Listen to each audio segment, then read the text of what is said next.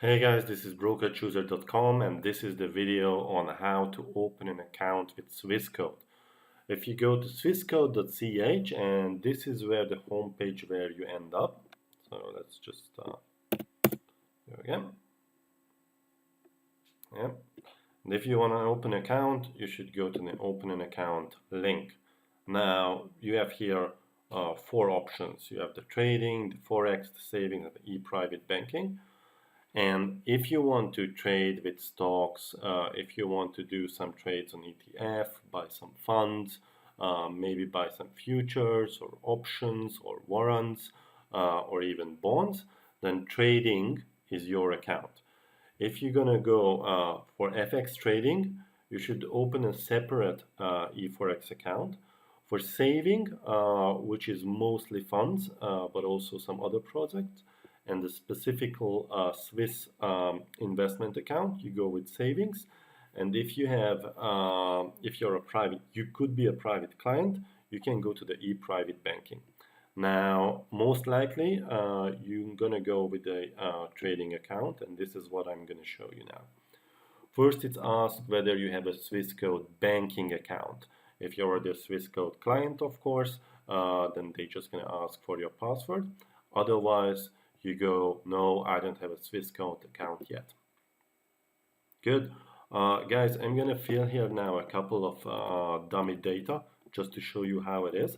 But of course, this is something which you should fill out with your data. Good. I'm gonna go with, I'm not even sure now. I just go with Poland because why not? Good. So look, it's very important that at Swissquote that, sorry for that, it's very important for Swissquote that you give a correct phone number because they're gonna send you an SMS at the account opening, right? Good. I'm gonna go with this, and then let's hit next. Good.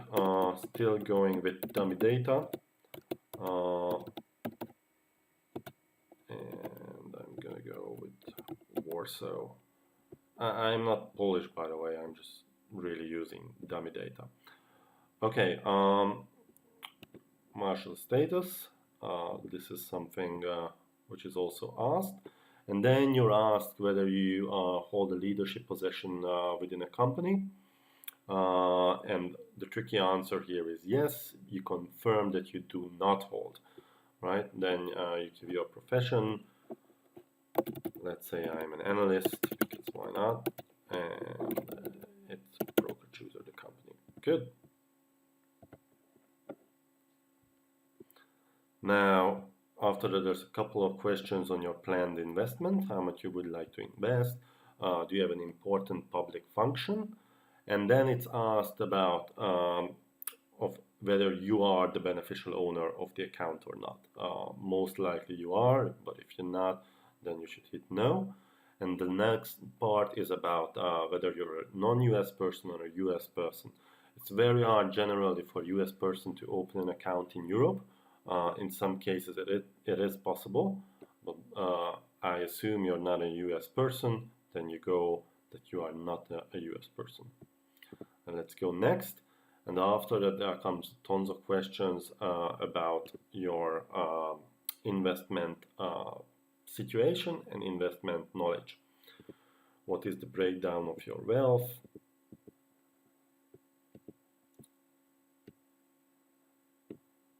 And then what is the origin of the money you got, which you're going to transfer to Swissquote.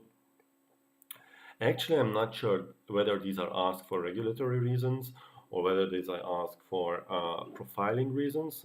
The company just would like to know more about you or not. And I'm not even sure that whether you should give all these answers because they're not starred.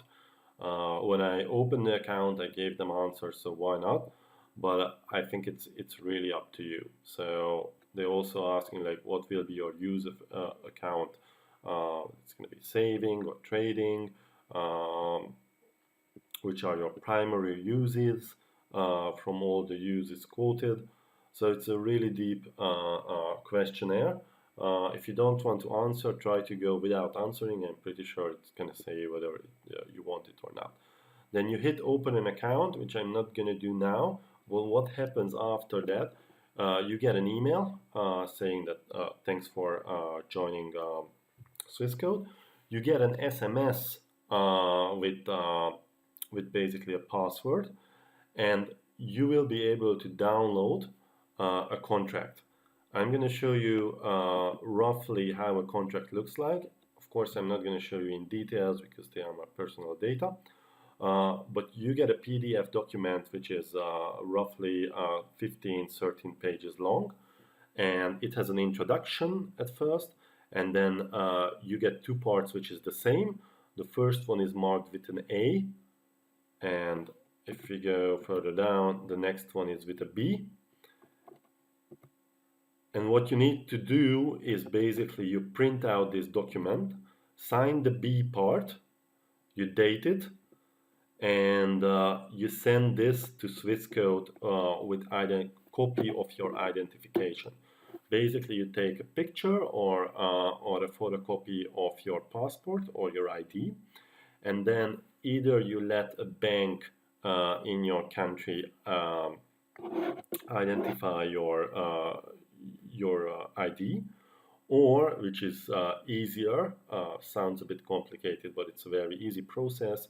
You should go to the notary in your country and ask them to do an approved copy of your ID. It's very important that you ask the notary to approve it in English, German, or French, or I assume Italian should be also fine for Swissquote. But your ID do not has to be translated, meaning the photocopy of the ID is fine, but the stamp and the text from the notary should be in one of these languages. You should also do this with proof of residency.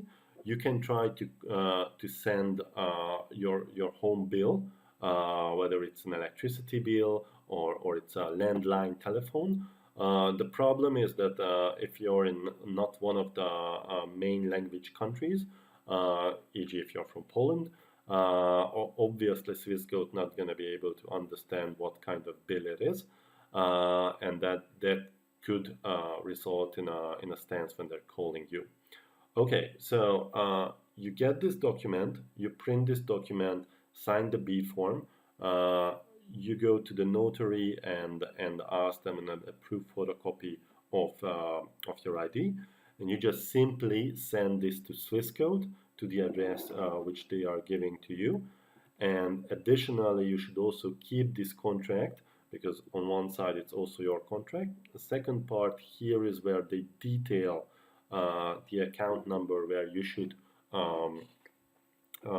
basically transfer money later on. And there's also a password card here, which is a level 3 identification, meaning for specific numbers defined by the row and the columns, if I remember correctly, there's a specific code. And if you can't identify yourself anyhow with Swissquote because you forget your numbers, this is what you can also use. If you're a frequent traveler to Switzerland, you might be also to identify yourself with going to Switzerland, to the Swissquote branches. They don't have a lot. Or you can identify yourselves through the Swiss Post or even with the Swiss Railway. But most likely these are not the cases which you're going to do.